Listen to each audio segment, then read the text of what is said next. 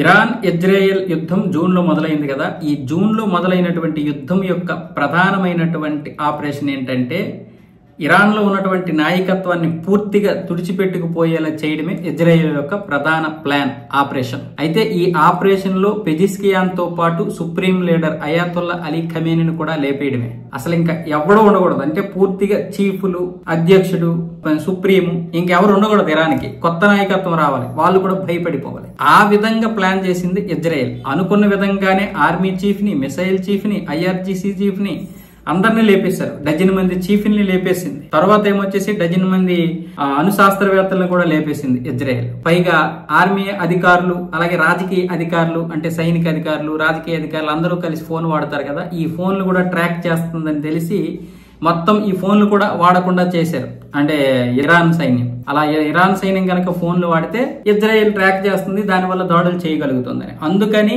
Body గార్డులు తప్ప ఎవరూ ఫోన్లు వాడలేదు. బాడీ గార్డులు వాడుతున్నటువంటి ఫోన్లు కూడా ట్రాక్ చేసింది ఇజ్రాయెల్. ఆ తర్వాత కొన్ని దాడులు చేసింది. ఇక బాడీ గార్డులు కూడా వాడుతున్నారు కాబట్టి అందుకే ట్రాక్ చేయగలుగుతుందని బాడీ గార్డులు కేవలం వాకీటాకీలు మాత్రమే వాడాలని ఒక కండిషన్ పెట్టింది. దాంతో ఇక ఇజ్రాయెల్ వీళ్ళని కనుక్కోలేదు అనుకున్నారు. అయితే ఇక్కడ మాత్రం ఒక సైనికుడు ఈ యొక్క ఆదేశాలను ఉల్లంఘించడంతో ఫోన్ వాడాడు. ఫోన్ వాడడంతో ఇజ్రాయెల్ సైన్యానికి అది చాలా వరంగా మారింది. వెంటనే అక్కడ వచ్చేసి ఒక బాంబు వేశారు.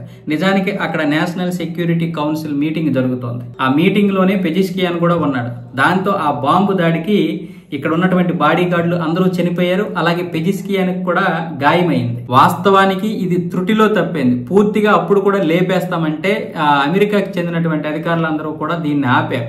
ఇజ్రాయెల్కి చెందినటువంటి అధికారులతో మీటింగ్ పెట్టి అలాంటి పనులు చేయకండి, ప్రస్తుతానికి ఆగండి, మీరు ఎటువంటి చర్యలు తీసుకున్నా అమెరికాతో చెప్పే తీసుకోండి అని చెప్పడంతో ట్రంప్ కార్యవర్గం దీనికి అడ్డుపడడం వల్ల ఆగిపోయింది. కానీ లేకపోతే మొత్తం అయాతుల్లా అలీ ఖమీనీతో సహా అందరినీ లేపేశాను.